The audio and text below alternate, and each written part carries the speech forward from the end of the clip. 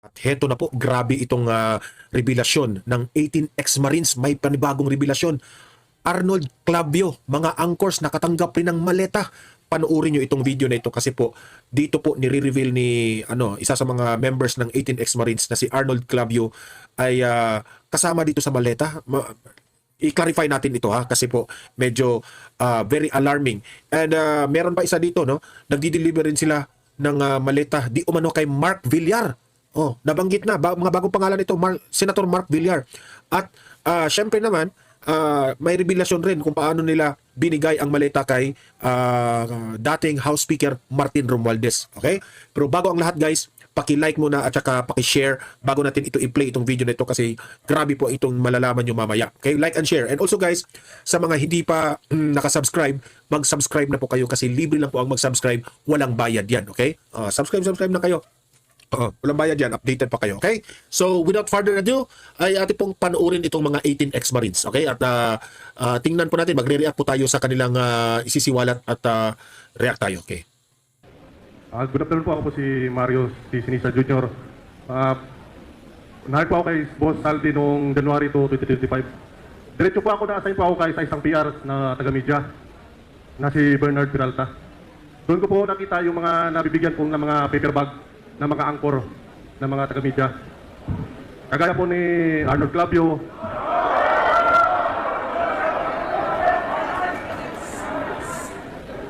At doon lang po muna at apit-apit na lang po yung ibang pan. Sample lang po, marami pa po akong mga nakilalang Pakiulit. Teka. Para on record ng mga media, ha? Para on record, tahimik lang muna. Pakiulit nga yung una mong bilanggit na pangalan na nagdi-distribute para sa media. Dapat po ako sa taga-PR po. Pangalan po si Boss Bernard Peralta. Bernard Peralta, PR daw. And then, sino pa? Ayun po yung boss ko po. Yung mga nabibigyan po yung mga taga-media. Yung angkor na binanggit mo. Arnold Clavio po. Arnold Clavio raw, ha? Malinaw, ha? Para malinaw. Arnold Clavio. Yung mga meeting place po nila sa may Prolog, Pio's Kitchen, Baro, marami pa pong iba. So, sa tamang panahon, sa iyong affidavit, gagawin mo na lang yung listahan mo para lang malinaw, di ba? Opo. Okay, sige. Next, Sarge. Good afternoon. Nakapaghatid po ako ng isang beses kay dating Speaker Martin Romualdez sa number 42 McKinley. 22 na maleta po. Assorted, may small, medium, and large. Year 2023, November 21, 2023. At nakapaghatid po din ako ng isang beses sa Puerto Pino, sa may Las Piñas. Dating senator at dating DPWH, ngayon senador na. Kay Mark Villar. Bali 7 na maleta medium. 30 to 40 M. Maraming salamat po. Sukran. Sa akin naman po sir, isang beses lang po sir, doon lang po sir sa bahay ni Senator Chis Escudero sir. Kasi yung kalati kasi sir na serbisyo ko sir kay Boss Saldi ko, yun na sir yung nagbantay ako sa bahay niya ng maleta sir. Pwede ba magtanong? Senate media, meron kayong na-deliveran? Media naka-assign sa Senate? Wala? Okay. Nabanggit ba kung mag... Okay, Tatay Rani. Go ahead, Sarge. Pag maraming beses na po akong nakapag-deliver kay former Martin Romualdez. Pero may isang pangyayari na hindi ko po malimutan. December 18, 2022 po, Sunday. Between 6 to 8 p.m. nag-deliver po kami ng mahigit 20 na malita po. Kasama ko si Sergeant Voluntati, Laruder po. Kasi maalala ko po yung panahon na yun, hinatid po namin si boss sa airport. After na magsimba po, tapos inatasan niya kami na mag-deliver sa number 42 para po kay former speaker po. Hindi ko po malimutan yun. Kasi after ng pag-deliver namin doon, inatasan ulit kami, kasama si Sir Paul, mag-deliver sa isang media personality pero hindi ko na po babanggitin. Tarakwil po sa may furniture shop. Kung sino kang media personality ka, alam mo na yan, dipungal ka. Anong network yun? Anong network lang? Network lang. Huwag na yung pangalan, network lang. Huwag na po sir, mapapakinabangan po. Go ahead, Sarge. Ako naman po, na-experience ko rin mag-deliver kay former Speaker Martin Romualdez sa number 42. Humigit ko mo lang 20 malita. At isang beses din Number 42, 20 maleta. Yes sir. Isang beses din na napasama ko doon sa Aguado Hindi ko matandaan kung ilang malita po yun. Noong September 5, 2024. At minsan din, nataasan din ako na magkuha ng malita na basura doon sa number 6, Baliberde 6. Kinukuha ko kay Aris Tutel Gangop, yun yung caretaker po doon sa Baliberde 6. Siya po sa kanya namin kinukuha yung malita from Baliberde 6 to Horizon. Yun na po. Dito sa mga lahat kayo, no, puro nag-deliver, nakapag-deliver. Hindi ba kayo binibigyan ng balato? Wala kayong experience na ang bibigat ng buhat nyo? Sarge, ikaw. Ang bibigat ng buhat nyo, hindi man lang ang lalaki, di ba? Wala nga sir, hindi nga namin naranasan kahit pakainin minsan lang sir. Wala. O ikaw, Sarge, love. Sir, experience ko, kasama ko to si Apo, Corpus. Oh. Si John Paul naman yung kasama namin, sir. Doon kami nag-receive banda sa may Ayala, sa may baba dyan banda, sir, sa may gasoline station. Ayala. Opo, sir. Ayala po yun doon. Saan Ngayon, Ayala? Dito sa South? Dito, sir. Sir. Makati? Makati, sir, Makati. Ngayon, nakita ni Apo na may kabuhayan na binigay. So, biniro niya, makakain, may pangkain na tayo nito. So, binigyan kami, sir, tagi 1,000. Sino Pero to? ang binigay, makapal. Sino? Si John Paul Estrada, sir. Si John Paul. Oh, Oh. pero may maraming pera na ni-receive niya. Ang binigyan siya ng sobre, ang binigay sa amin, tagi 1,000 lang. Sige, sabi po. Sarge, ikaw. Sa amin, sir, yung 2-piece chicken lang sa Jollibee. Tapos, sa BGC, sir, tapos pauwi na kami. Uwi na kayo. Kanino kayo nag-deliver nun? Yung marami, sir, kay former speaker, sir. Former speaker. Oh, halos Hindi, kasi may nagkwento sa akin sa inyo kay Manny eh. Ito ba yung nagkwento nun sa akin? Tawa ko ng tawa. Mayroon sir ako sir. Oh, ano yun? Kay dating DPWH Secretary Yosek Bunuan sir.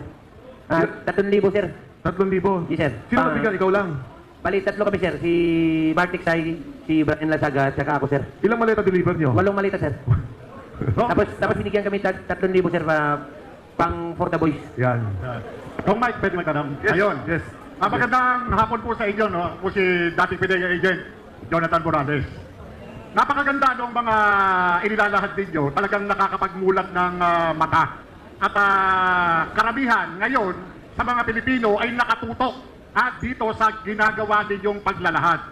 Sa mga ipinakita ninyo, doon sa mga ikinuwento ninyo, mayroon akong tanong. Sino dito yung may kaugnayan sa delivery ng mali-maletang pera sa Diamond Hotel? Kung meron, magtaas ng kamay. Kung wala naman, susunod na tanong. Sino rito ang may kaugnayan sa pagdadala ng mga maletang may labang pera kay Bongbong Marcos? Pakitaas ang kamay. Yan. Pakitayo lang po yung nagtaas ng kamay. Pakitayo lang po. Okay.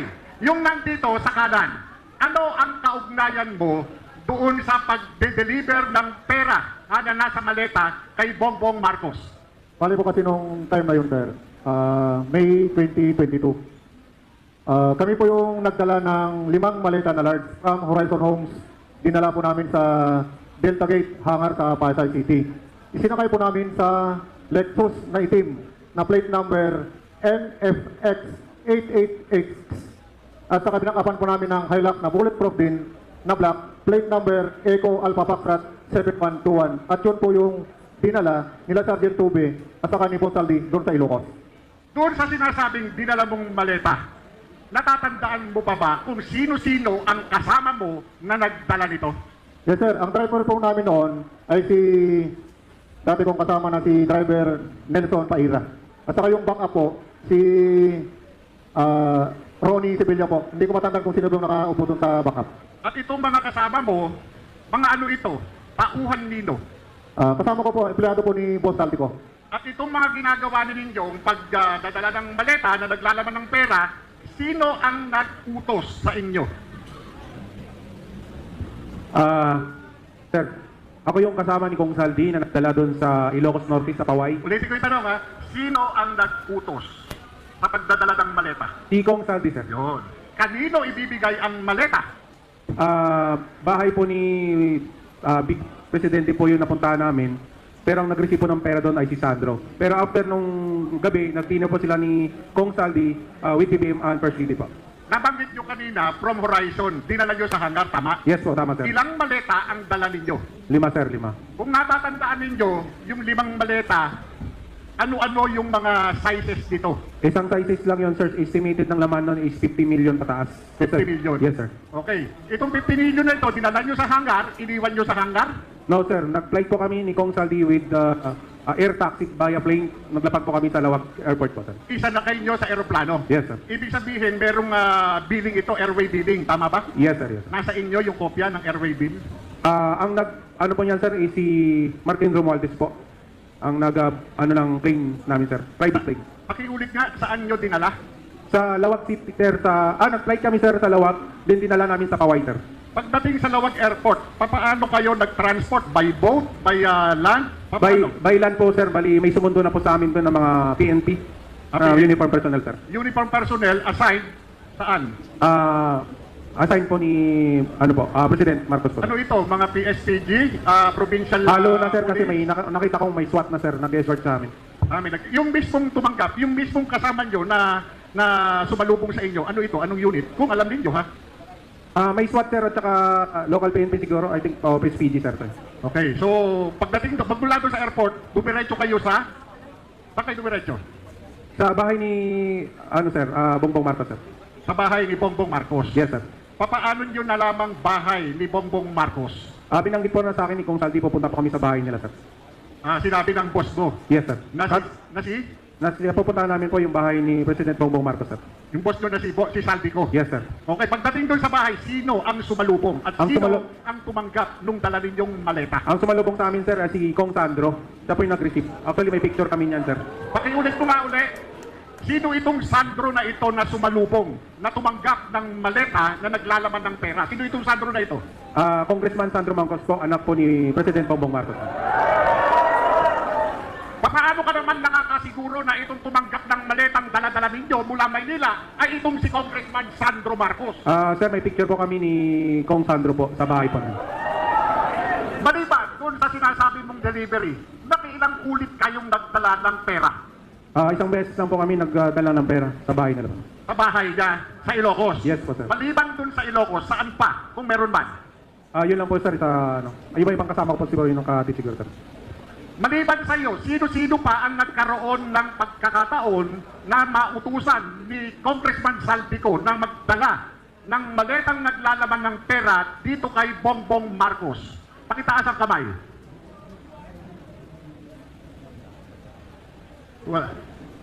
Wala na? Kay Adrian Bersamin, meron ba? Kay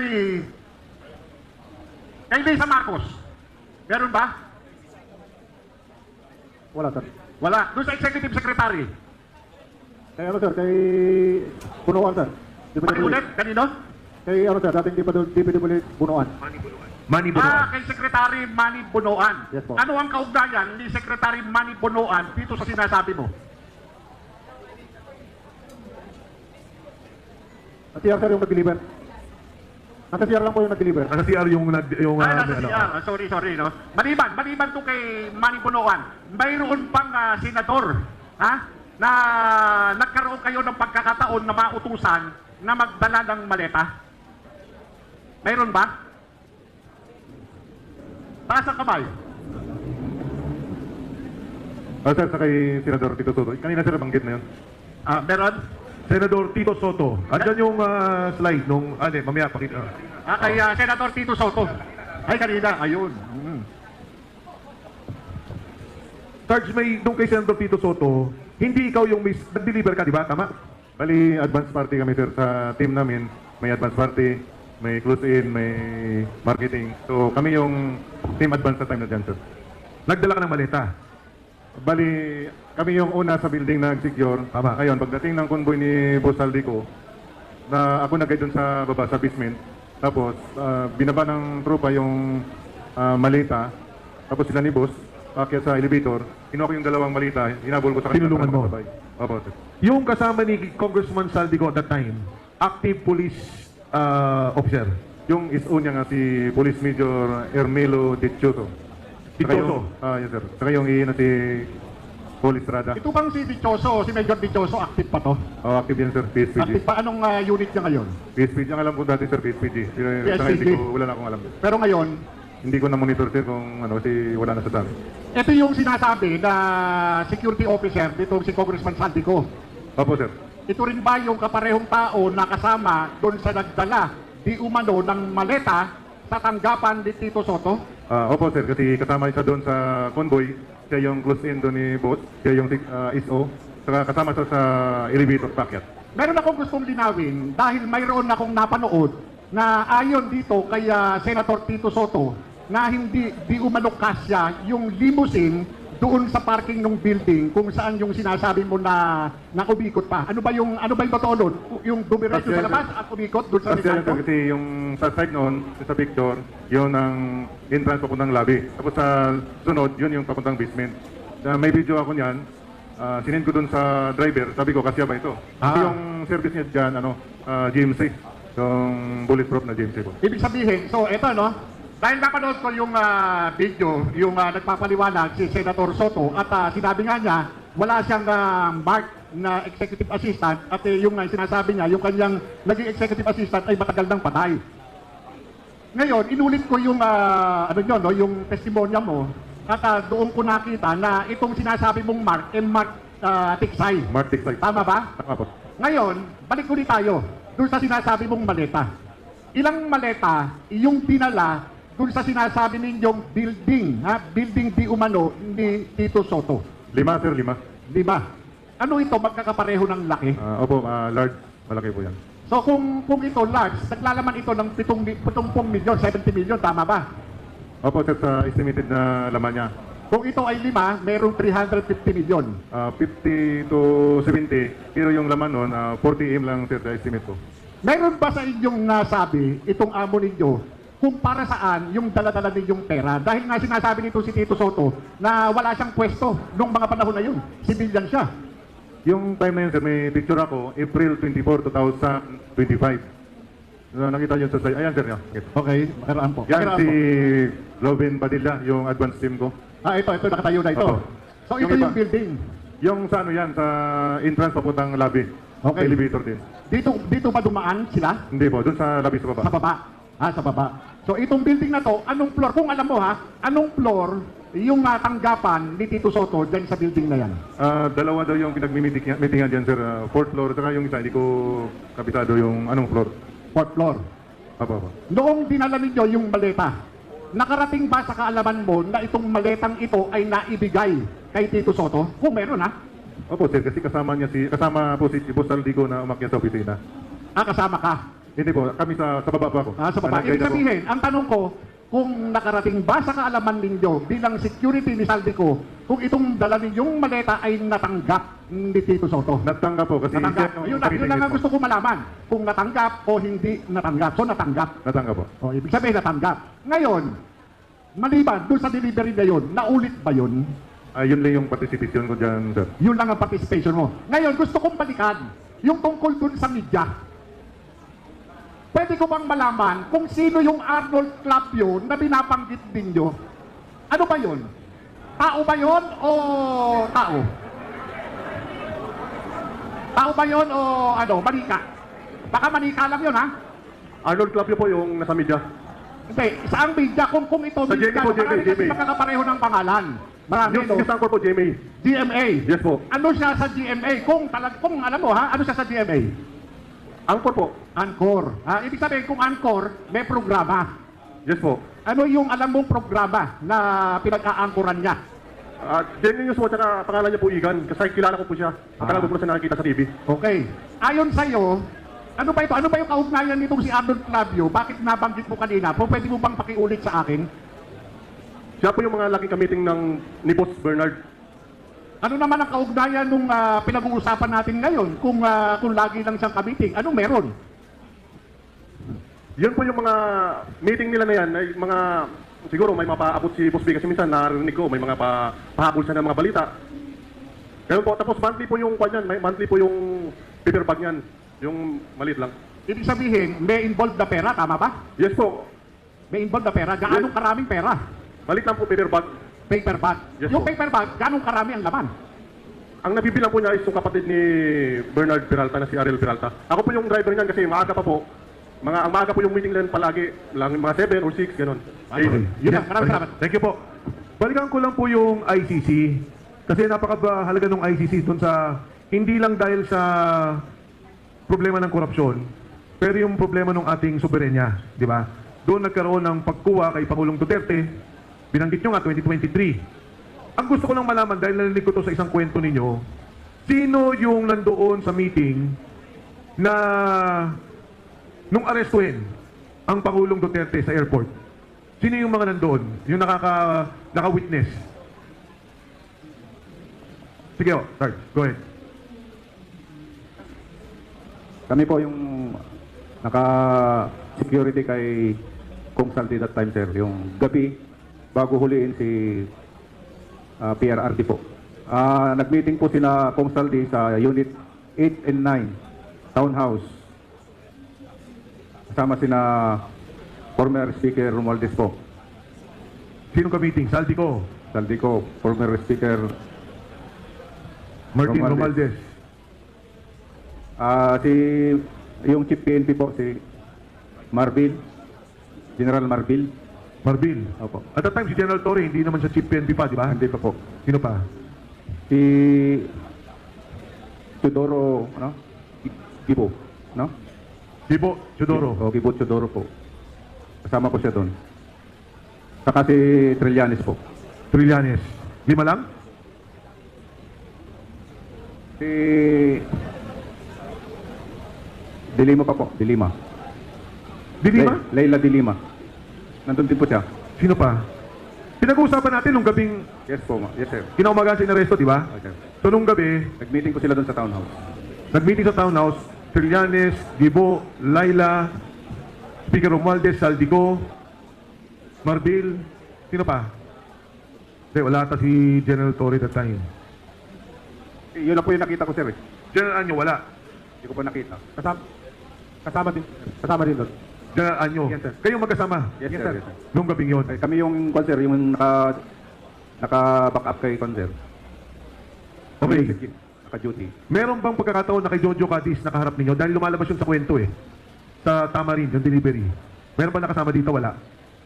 Yung nag-deliver kay Jojo Cadiz sa Tamarin. Ikaw? Yes, sir, ako doon. 30 Tamarins, 2 beses. December 2 at saka December 5, 2024. Yung si Jojo Cadiz, nag-deliver kayo? Sir, ang pagkalam ko, sir, pag pumapasok ako doon sa may gate ng Nara, tinatanong sa akin yung guard kung saan. Ang sabi ng AA, 30 Tamarin. At ang binabanggit ng gwardiya, Nelson Go. Huli na lang po namin nalaman na Jojo Cadiz pala. So nakapag-deliver kayo lipatan sa kotse kay Jojo Cadiz. Pakiulit, sir. Meron kasing kinikwento nung hearing na, di ba yung deliver ng pera sa Tamarin, 30 pala yun, 30. Yes, sir, 30 Tamarin. South Forbes, Makati. May delivery ba kayong ginawa na kay Yusek Jojo Cadiz? Kasama ka ba doon? Sir, yun nga po, sir, ang participation ko talaga. December 2 ang una. Oh, tama, yun ang nasa Senate, di ba, December 2, yung sinasabi ni Saldi ko, sa video niya. Yun na nga po, sir. Pero ang pagka pumapasok kasi ako, sir, ang sabi niya, yung guardia is Nelson Go. Pero huli na lang pala, sir, nalaman ko na Jojo Cadiz. Naglagay kayo ng malitas na kotse niya. Sir, ang mga inalim, sir, ang consent doon yung pagbaba. Okay, idudugtong ko sa tanong ni Agent Morales. Kasi sa video ni Saldi ko, ang sabi niya, nag-deliver ako ng 1 billion, December 2 ata, December 4. December 2, sir, at saka December 5, 2024. Yan. Na isang 200 million at isang 800 million. Totoo, sir, kasi marami talagang maleta yun. At yung daw perang yun ay para kay Pangulong Bongbong Marcos. Sabi ni Saldi ko. Hindi ko na alam, sir, kung kay Bongbong nga talaga yun o basta ako, sir, nag-drive lang eh. Kuya, may tatanong ako sa inyo. Pamilyar ba kayo dun sa inilabas na mga litrato ni Saldico patungkol dun sa mga maleta? Pamilyar ba kayo? Mayroong mga ipinost sa FB itong si Congressman Saldico na mayroong mga description. Katulad, halimbawa, nitong November 15, mayroong mga maleta, litrato ng mga maleta na nakalagay cash out, 28 luggages, 1 billion delivered to RR, Romeo. Sino tong RR? Kung alam niyo. Yung code na RR, double Romeo. Pakisagot sa may alam. Ayan, sir, Resident Romualdez.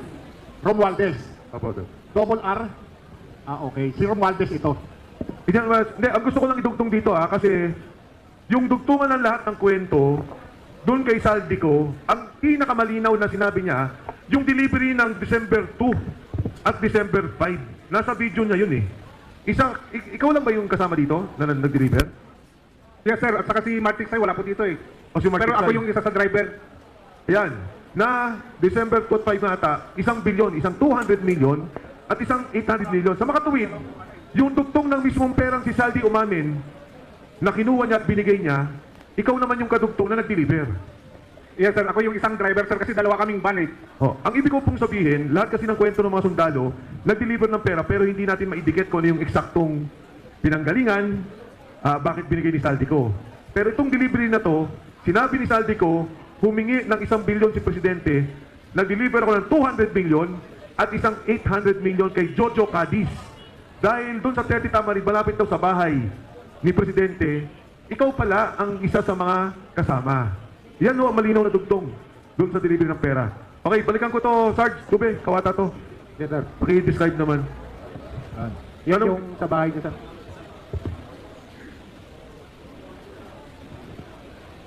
Ito po yung sa bahay niya, sir. Ito yung picture namin bago kami umalis ng umaga, pabalik ng Maynila na. Bali, nag-sleep over po muna kami ni Kong Saldi doon, sir. Ilinaw ko lang ulit ilang maleta yung dala nyo dito noong panahon na to? 5, sir, 5. 5 maleta. Medium, small, large. Isang size lang, sir, na large. Lahat large. Yes, sir. 5 large. Ang large is 50 to 70 million. Yes, sir. Okay. Patalastas muna, Kong. Magandang hapon po, mga kababayan. Retiradong General Romeo Pokis po ako, ang chairman ng United People's Initiative. Andito po yung aming presidente, si Attorney General Virgil Garcia, Secretary General si Captain Ray Valeros, andyan kanina si Attorney Harold Respicio, yung aming chairman sa Luzon. Andito po yung aming chairman sa Visayas at Mindanao ng UPI. Nandito po kami para suportahan ang ating mga magigiting na mga Brave 18 at saka yung kanilang mga kasama na Fearless 14. Okay? Dismayado po yung UPI dahil ang inaasahan ho nating supposed to be Blue Ribbon Committee meeting ngayon ay hindi natuloy. Dahil alam naman natin, maraming mga panggigipit, pangaharas, pananakot ang ginagawa ng ating gobyerno. Kaya itong ating mga, maski ating itong mga senador, ay hindi dumating ngayon. Andito kanina si Senator Amy pero hindi pinapasok, umalis. Ngayon, inaasahan natin sana na dumating sila para po matuloy. Senator Robin pala, dito rin po. So dito po, nangangahulugan na talagang magulo yung ating bayan kung ating mismong Senado ay kakaroon ng ganyan. Merong dalawang Senate President. Merong dalawang Blue Ribbon Committee. Ang gulo-gulo, hindi malaman kung sino leader. Meron tayong Blue Ribbon Committee dito sa isang private na lugar, hindi doon sa Senado. Anyway po, hindi lang po kami sumusuporta sa mga Brave 18 na Fearless 14, kundi sumusuporta rin po sana kami dito sa Blue Ribbon Committee hearing, kaya kami po yung nandito. Sinusuportahan din po namin yung lahat ng mga kababayan natin na gusto malaman yung katotohanan dito sa nangyayaring matinding korupsyon na ito. Anyway po, last month, nung nakarang buwan, ang UPI po ay nag-conduct ng no holds barred meeting. Itong no holds barred, ibig sabihin kumbaga sa boxing pwede lahat, pwede si Pasiko, pwedeng ano yan, na confrontation ito ng mga sundalong ito, ng mga Brave 18 sa mga seniors nila, hindi lang mga officers kundi mga generals ng police, military. Andyan po yung mga dati mga Air Force staff. Ang confrontation po na ito ay hindi lamang ordinaryong meeting kung saan ang mga lower ranking enlisted personnel ay haharap sa kanilang mga commander o yung mga general. Ito ay dapat patunayan nila nang sinasabi nila ay totoo. Lahat ng kanilang kilos natanggalaw na, pati pikit ng mata nila, inoobserbahan ng mga general na ito. Pati yung kanilang boses, malalaman nila kung nagsasabi sila totoo o hindi. Dahil marami po ang pumapatiko sa kanila. Marami po ang naglalapa, sinasabi nila mga dishonorable soldiers. Pero hindi po, dishonorable discharge, ang sabi nga ni Attorney Baligod, hindi ibig sabihin nung na dishonorable at na immoral ng mga sundalo na yan. Marami po dyan dishonorable discharge dahil nag-awol. At bakit po siya nag-awol? Dahil may problema sa pamilya, hindi nakabalik sa unit. Kaya ang tawag po doon ay dishonorable discharge. Ngayon, sila nandyan. Bakit sila lumabas? Bakit sila nag-aakusa na ganyan? Bakit sila nagsasalita ng mga matitinding akusasyon sa mga matatas na pinuno sa gobyerno? Hindi dahil sa kumunan dahil sila ay mga Pilipino, mga sundalo. Yun ang gusto natin. Bakit sila magsisinungaling? Ano mapapalangan nila kung magsisinungaling sila? Kaya kami sa UP ay naniniwala na mga itong mga sundalo nito na nag-aalay ng kanilang buhay, pati yung pamilya nila, ay nagsasabi ng totoo. Ito ang dapat malaman po ng buong sambayan ng Pilipino. Kaya ipagpatuloy po natin. Kaya wala man po dito yung mga senador, hindi man po natuloy yung ating Blue Ribbon Committee. Ang suggestion ko kay Congressman Mike sa kay Attorney Baligod, ituloy lang po natin. Okay? I-convert natin People's Tribunal, People's Court o People's Hearing na tulad dito.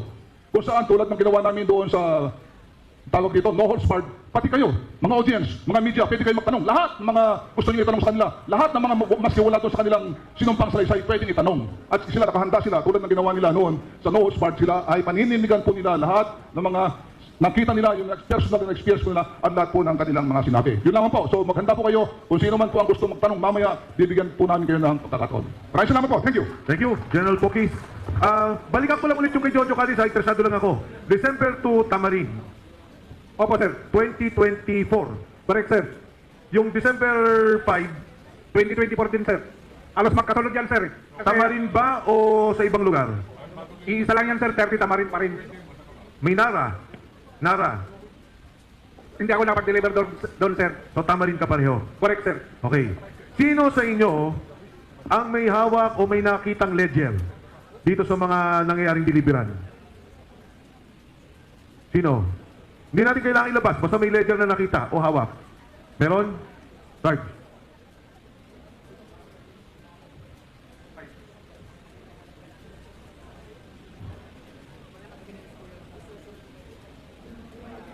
Nakita lang. Hindi na, Roger. Yung mga ledger na kasi sir na hawak ng EA dyan, sir. Na confidential sir na ano. Minsan siguro sir makalutos pero hindi namin. Wala tayong na-recover, na-retrieve na ledger? Kahit isa? Sa video sir sa ano ni Bosaldi. Ledger? Wala. Yung libro, notebook. Dito. Sarge, sumagot ka. Hindi naman kailangan ipakita. Tinatanong ko lang kung meron tayong hawak. Logbook, sir. Logbook. Logbook ng mga in and out na mga sasakyan. In and out na sasakyan. Yes, sir. Dito, Okay na yun. Basta kapit nyo yun. Nandyan na yun. Di ba? Yung sa ledger, Sarge, wala?